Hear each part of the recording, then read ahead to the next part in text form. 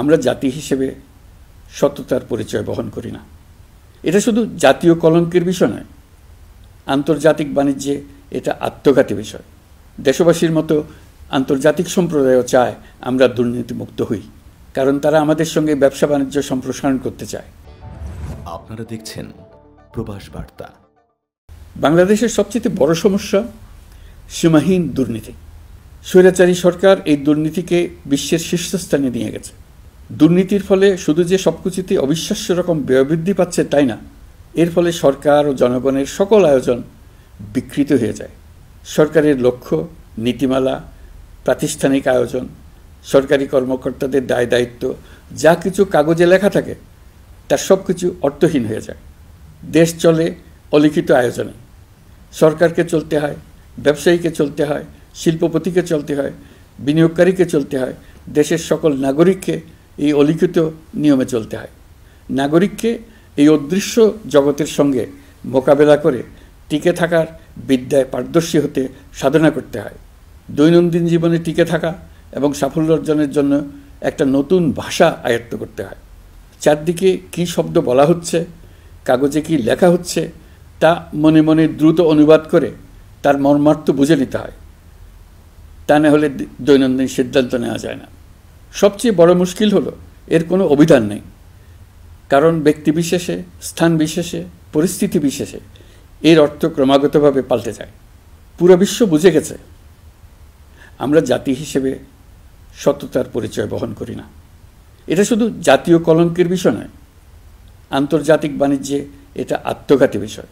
দেশবাসীর মতো আন্তর্জাতিক সম্প্রদায়ও চায় আমরা দুর্নীতিমুক্ত হই, কারণ তারা আমাদের সঙ্গে ব্যবসা বাণিজ্য সম্প্রসারণ করতে চায়। দুর্নীতিমুক্ত হতে না পারলে ব্যবসা বাণিজ্য কিছুই চলবে না। দুর্নীতি থেকে মুক্ত হওয়া ছাড়া বাংলাদেশের কোনো গতি নেই। অন্তর্বর্তী সরকার সকল কাজ দুর্নীতিমুক্ত করতে সর্বোচ্চ অগ্রাধিকার দিয়ে যাচ্ছে। এই সরকারের মেয়াদকে দুর্নীতিমুক্ত রাখার চেষ্টার পাশাপাশি আগামী দিনেও দেশের নাগরিককে যেন সরকারের পৃষ্ঠপোষকতা দুষ্পুষ্ট দুর্নীতি থেকে মুক্ত রাখতে পারে, সেই ব্যবস্থা নিশ্চিত করতে আমরা প্রতিশ্রুতিবদ্ধ। দুর্নীতি ও হয়রানি রোধে আমরা একটা বিষয়ের উপর গুরুত্ব দিচ্ছি। সরকারের সঙ্গে দৈনন্দিন, মাসিক বা বার্ষিক রুটিন কাজের জন্য যেন কোনো নাগরিককে সশরীরে কোনো সরকারি অফিসে উপস্থিত হতে না হয়। দুর্নীতি প্রতিরোধের অংশ হিসেবে সরকারি সব অফিসে ফাইলিং চালুর সিদ্ধান্ত নেওয়া হয়েছে। ফাইলিং ব্যবস্থা চালু হলে দুর্নীতি কমে আসবে। এতে করে কোন অফিসের কোন ডেস্কে কোন ফাইল আটকে আছে তা সহজেই জানা যাবে। সরকারি যতগুলো কার্যক্রমে অনলাইন সেবা চালু সম্ভব সবখানেই এই সেবা চালুর বিষয়ে সরকার কাজ করছে। সরকারি বিভিন্ন সেবা পেতে অসহায় নাগরিকের টুটি চেপে ধরে অবিশ্বাস্য পরিমাণ টাকা দিতে বাধ্য করা হয়। টাকার যে লেনদেন ও ভোগান্তির সম্মুখীন হতে হয় সেটা থেকে নাগরিকদের বাঁচানোর জন্য আমরা বদ্ধপরিকর। অনলাইনে সেবা পাওয়ার পদ্ধতিটি আরও কীভাবে সহজ করা যায় এই ব্যাপারে আমাদের কাছে পরামর্শ জানিয়ে লিখুন, ইমেল করুন।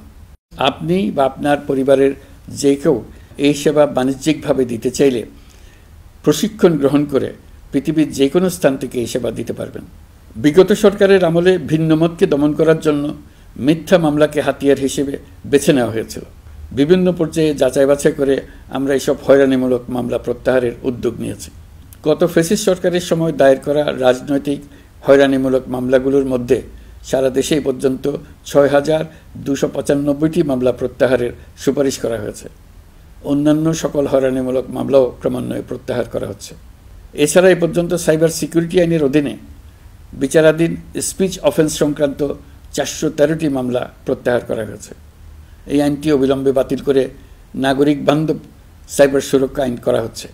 মানুষের ভোগান্তি রোধেও আমরা আইনগত পদক্ষেপ নিচ্ছি। জিডি করার সময় স্বাক্ষর দেওয়ার জন্য এখন আর থানায় যাওয়ার প্রয়োজন নয়, এটা অনলাইনেই করা যাবে।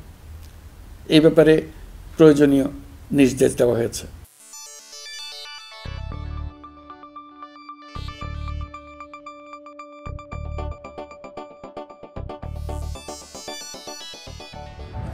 আপনারা দেখছেন প্রবাস বার্তা।